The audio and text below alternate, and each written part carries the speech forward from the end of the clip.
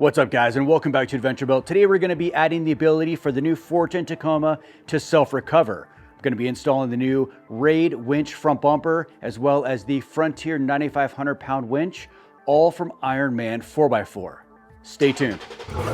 I took the time to make sure that I had all the parts. I set everything out, organized them very nicely. That way I don't get halfway through this install and realize that I'm missing a component and have to pause and wait. So it looks like I have everything here. We're ready to start. Wags from Ironman 4x4 did an incredibly detailed install video of the Raid front bumper and Frontier winch on a new Frontier Tacoma, and it came out really good.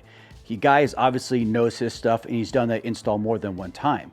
This is my first time, so we're gonna go through this and work through it together. I'm gonna go over really quick the improvements we're gonna get out of this Raid front bumper and Frontier winch from Ironman. This is the front bumper insert off of our Frontier Tacoma. The Raid front bumper is going to replace all of this here, minus all the adaptive cruise control and all this parking sensor safety hoopla. It's going to replace the two fog lights. We're adding a middle light bar here as well from Ironman. We're getting two honking recovery points, as well as the Frontier winch is going to sit right here. And it's going to look very similar to this. That way it keeps this similar aesthetic. And the great thing you should know about Ironman 4x4 is all of their bumpers are crash tested in Australia, which is just great peace of mind. You're not just adding a piece of steel to the front of your truck. It's all going to help you survive any kind of crash because of all the safety testing they've done in Australia, which actually has higher standards than here in the US, which is really nice. This install is going to start like every other. Take a 10mm wrench and remove the negative cable off the battery. Last thing you want to do is have this truck know that you're messing with it, because the babysitting features of this truck will absolutely hate that. Next, we're going to remove the front part of both fenders. We're going to have 3 10mm bolts and then 2 plastic clips. 2 more 10mm under the bumper here that are attached to the fender liner. Now we're going to remove this felt liner. All we're going to do is the bottom part is pretty loose. Where we took out the 2 plastic clips here, we're going to take our trim tool and we're just going to basically kind of angle those out and then push forward, trying your very, very best not to break them. And now they're free. Just kind of use your hand, pull this out, and then we're going to take this whole liner and we're just going to kind of put it behind the tire so we have access to behind the bumper.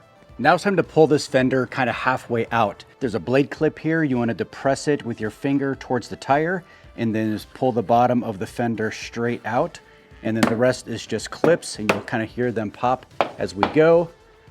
And then as soon as they stop popping, we're going to grab our microfiber towel and we're going to stuff it between the fender and the body. That way it keeps the bottom part of this fender flare off of the bumper while we're working on it. And right here under the fender is a Phillips head screw that needs to come out. I'm using a Phillips head screwdriver on a long handle. Push really hard to get it out because it's kind of sticky. You don't want to strip this screw.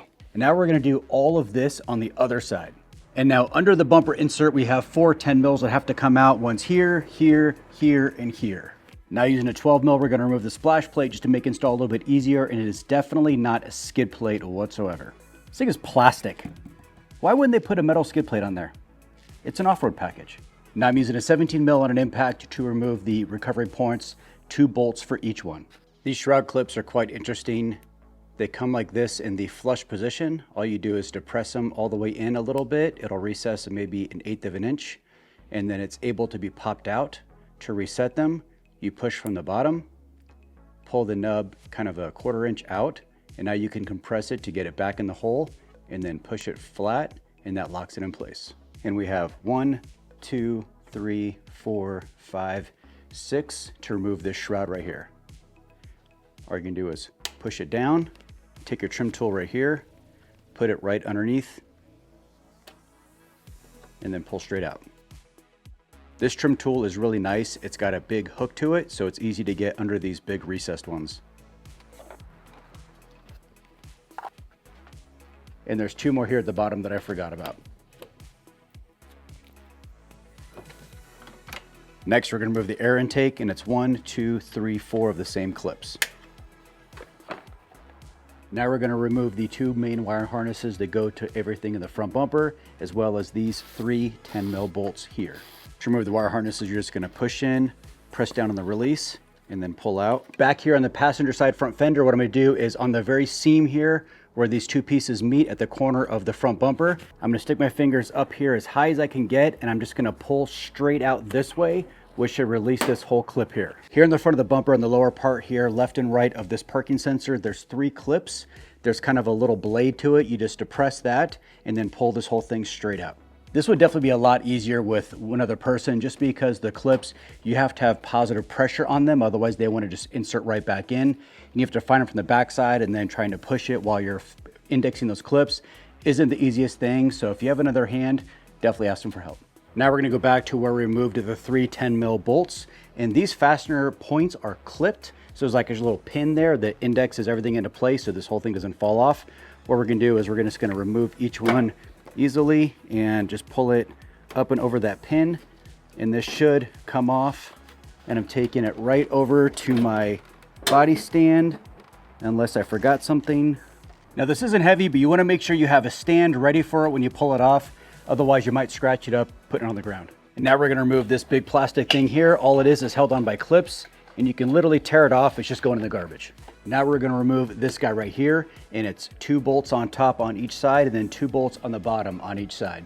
It takes a 17 mil on an impact, just going to zip them off. Now with those out, this just pulls right off. Now we're going to remove this plastic cover right underneath the radiator. It looks like there's 1, 2, 3, 4, 5, 6, 7, 8, 9 of the push clips. Now with all the clips removed, we're going to grab the plastic panel from the bottom here and just kind of wedge it, angle it out, and it should come right out. Now here on the side of the frame horn, there's these 3 plugs. They have to be removed, and there's also 3 on the other side that are going to be removed, and we're going to remove these with a trim tool, and then we're going to punch them through with an extension. Finally going to start some assembly. We're going to take our plate with the bolts and the sparkler stick on it, remove the hardware. We're going to feed the bolt end here through the end of the shoehorn, and it's going to pop out at these 2 holes right here, the 2 furthest back holes. Working on the passenger side, look for the right hand everything. So this is a right hand recovery point. We're just going to slide this right over the back 2 bolts there and let that hang and just bind itself to stay on there. Grab our hardware. We're going to go flat washer, lock washer, nut. And now on the other side of the frame horn, next to the recovery point, we're going to take this long tube here of this bracket, and we're going to feed it through the back side of that last hole over there. It's also going to line up really nicely with these 3 holes here on the front of the frame horn. Now we're going to take our long bolt with only the flat washer on one end, and we're going to slide it through that hole, and then it's going to meet up through that last hole on the recovery point. Now with this wire hanging out here, it's going to be in the way of everything else that's going on. So we're going to take it and we're just going to kind of bend it up and out of the way. So I'm going to take it, I'm going to bend it down so that it stays out of the way of the other bolts. And then I'm just going to put another little bend in it and just bend it flat in there so it's out of the way but still usable in case we have to get in here in the future. Now we're going to take our 45 mil bolt here. There's 2 of these. There's also 2 50 mil bolts. Just look at the difference. The shorter one is a 45 mil. And it's going to insert into the end of the shoehorn here, and there's 2 holes, and it's going to be of course the furthest hole, and it's going to index and have to get pushed down through the recovery point hole. You want to keep all these side bolts here super loose, that way you can kind of move this around to find this hole. I'm pushing up on the recovery with my knee, making sure this bolt doesn't go back up. I'm going to do flat washer, lock washer, nut. We're going to take the 2 17 mil bolts out of our factory recovery point, and they're actually going to go under the bottom here into the factory holes where that recovery point came from. And now I'm going to cinch up these 2 bolts first to suck this whole thing up in. Then I'm going to do this bolt and then the rest. Got my 17 mil on my impact, and I'm going to just kind of make sure this is straight. Now I've got a 19 mil wrench. I'm going to stick in here and grab the end of that bolt. 19 mil impact. I'm just going to zip it up nice and tight. And now with our 19 mil socket, we're going to tighten this one and this one. Leave this one loose. We need this bracket loose to adjust the winch tray. Now we're going to repeat this entire process on the other side. Now we're going to hang the winch bracket that goes right here. What you want to do is grab your hardware. There's loose flat washer, lock washer, and nut. Make sure that they actually fit onto this bolt here, because that's where they're going to go. And there's a set for each bolt. So this fits perfectly. And then you're going to go grab the winch bracket. I'm going to grab the bracket here, and we're going to line it right up with these pilot holes. I'm going to take my knee, push it on just to hold it there, and then we're going to put on our flat washer, lock washer, and our nut. Now that won't go anywhere. Now we're going to take this large tri washer right here, and there's 3 loose bolts and all the hardware along with 3 split washers, Make sure the split washers fit tightly, and that's actually going to go into these 3 holes here, and it's through the winch bumper, the frame rail, and then also that bracket that's kind of loose here in the back that went through the frame horn. That's got to capture all of these, so we're just going to take these bolts and start there.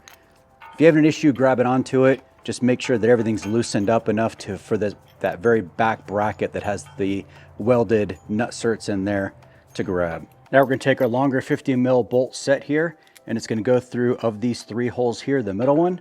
It's going to be bolt and flat washer first. Going to catch it on the back side. Going to throw on a flat washer, lock washer, and then the nut, and then just get it started.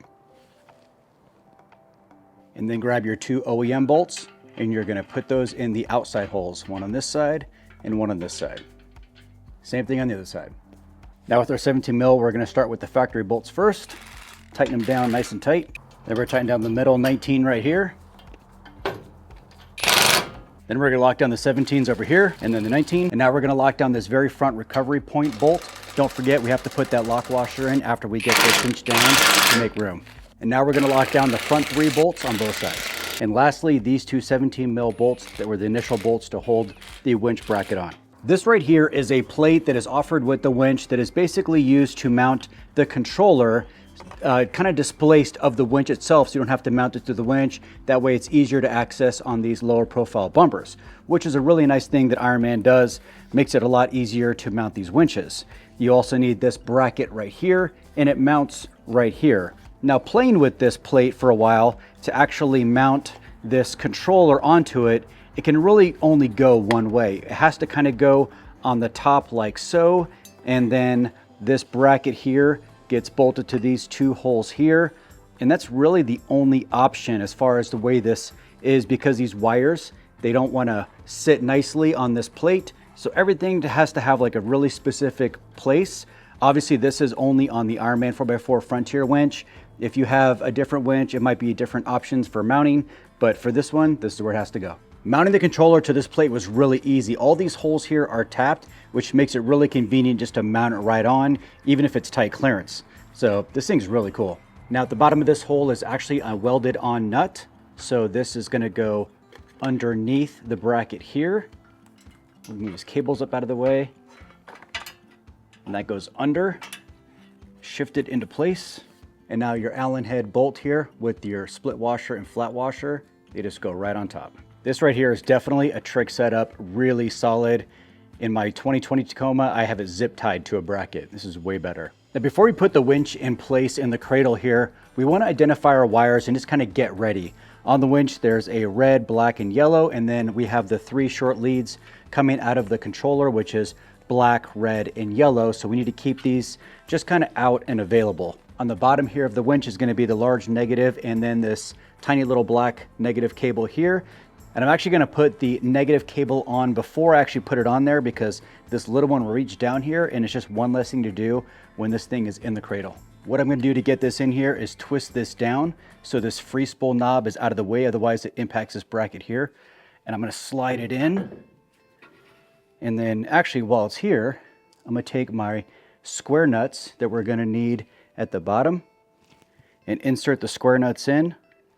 And it takes 4 of these guys. And make sure they're lined up. It's just going to make it easier when we get to that point. And now we're going to maneuver this around and position it over the holes. Well, that is not going to work. I got the winch set in here. I'm going to take the long bolts, and I'm just going to index this front one because I identified an issue that I'm hoping we can just kind of rectify with a little coercing. So that bolt is started. Now we know where this winch is going to have to sit. So right now the engage, disengage knob here won't spin because of this bracket right here. And this bracket, we need it to hold the bottom of the grill in. But what I'm going to do is I'm just going to take this and I'm just going to kind of bend it up a little bit. And hopefully that's enough. Now we can actually get the engage and disengage we need out of the winch. And hopefully it's good and this doesn't cause an issue later down the road, but I think it'll be all right. Now I'm using long bolts, flat washer, lock washer, and I'm going to get the winch locked into the plate. Making our connections, you have your red wire here, black wire here, yellow wire here. Got everything wired up and tidied up with some zip ties, and now all I have left are the 2 positive negative long wires that I'm gonna fish kind of through the engine bay along the side of the fender there, and then right to the battery there on the passenger side. And then there's one last thing I have to do. This right here is the last piece of the winch to go on, and this is the breather hose. And this allows the winch to operate even if it's submerged in water. And it goes on this barb over here, and I'm just gonna route it kind of along the side, paralleling the positive negative cable, and I'm having it exit kind of at the top of this passenger side fender over there. Before I head it all the way on the firewall, but there's really no need to go all the way back there when it can top out here. There should never really be water. Even if water goes over the hood, it's probably gonna never get to that little corner right there, so that's where it's going. To make room for a cut, we have to move a bunch of this stuff out of the way. We're moving these 1, 2, 3, 4, 5, 6 10mm bolts, and this should pull right out. So all of this here is getting cut out. We have to remove this entire wiring harness. We'll start with all these lights. They need to come out. Take our trim tool. We're gonna pop all of the harness hold downs. They're just held in with plastic clips. I'm using a Phillips screwdriver and basically just gonna pull all these apart. Now we're gonna separate this panel here from this panel here. It's held in by these clips. We're just gonna press down and kind of push and pull at the same time. And then all these clips inside here as well. Now to freeze up this bottom part here. Now on this panel right here on the higher trim models, there's actually parking sensors, which are drilled holes for in the Ironman bumper. However, I don't have that option, so I'm moving on. Now removing both fog lights. I'm about to make my cuts onto the bumper here. And in the Ironman video, Wags made the cuts, and I wasn't super clear on where exactly to cut. It made a lot more sense when I had the bumper in front of me and I watched the video a few times. But basically what I'm gonna do is I'm gonna cut out here, and I'm gonna cut out this little section here first, and then I'm gonna cut out this bar here, but you have to make sure there's an under support. So you only wanna cut the upper portion of here and here, and then we'll make our other cut that's gonna take out this stuff. I also wasn't able to remove these fog lights. The inner screw completely stripped out from the weird angle that you're at. I think it'll be all right though. Once I cut this out, I can probably get to it a little bit easier. Well, I thought I hit record, I did. And what I did was I cut here, here, here, and here to remove this section here. And now we're gonna remove this section and this section. Got that separated, and I'm just gonna zip it from underneath. And now you can see that there's 2 obvious panels here. There's this upper panel and the lower panel here. You only want to cut the upper panel, and I'm basically just going to follow the inside of this edge right here all the way down to the bottom and remove this entire section right here. I basically went through and watched the video like 20 times to figure out exactly where the cut goes, because it just kind of got skipped over. And I went through and I did silver Sharpie exactly where the cut needs to go. Hopefully you're able to follow along pretty well, even though it's getting a little dark out, and I kind of marked where I need to cut out. But basically you want to make sure that you save all these mounting points here. This is all the structure to the grill when it goes back in. So whatever you do, leave these guys here, because these are all very important.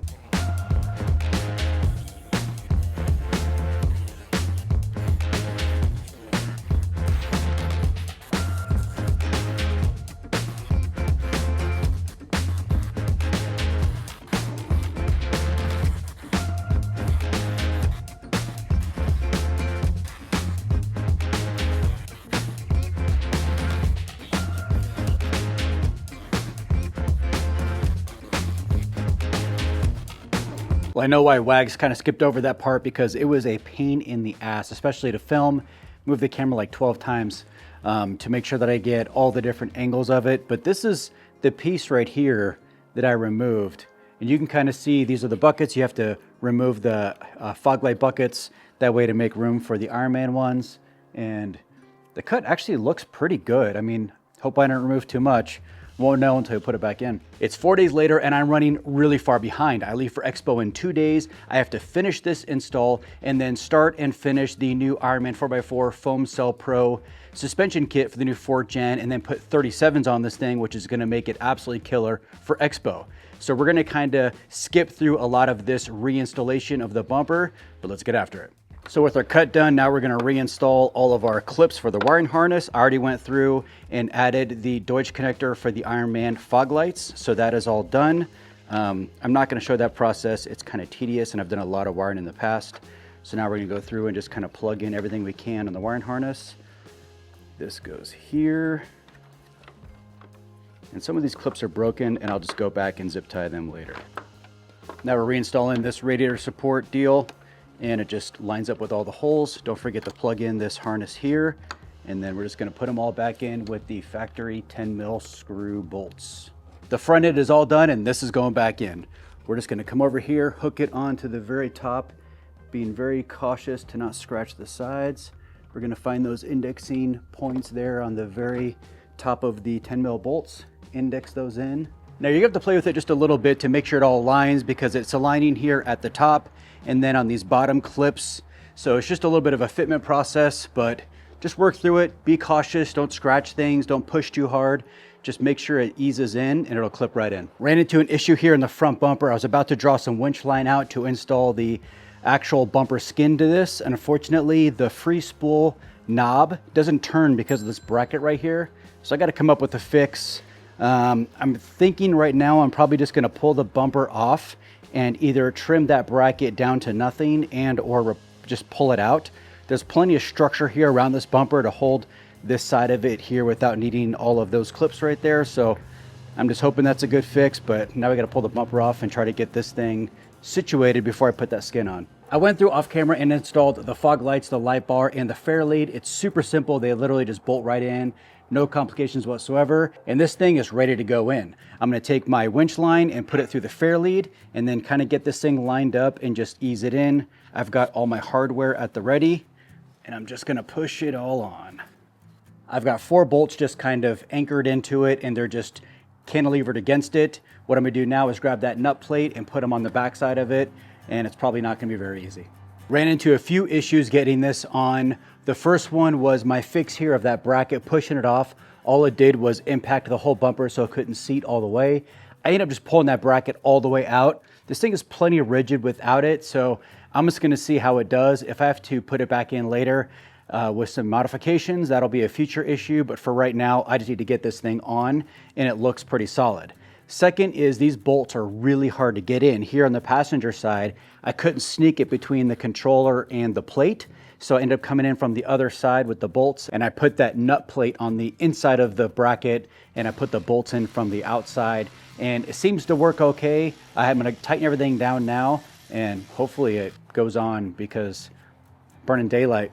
So the bumper is in, it's set, and I have made all the connections. I tightened all the bolts down. I have it exactly where I want it. Obviously, I still have to put the rest of the grill, all the plastics and whatnot, all that still has to go in.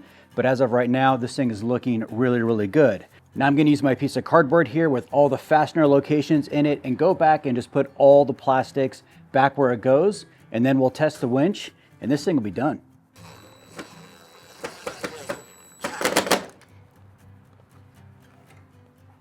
And don't forget, when you're putting this fender liner in, this felt goes behind this fender flare here, and then these clips go right on here, like so. Gotta line up these clips here. So this one, and this one are the screws, and this one are clips.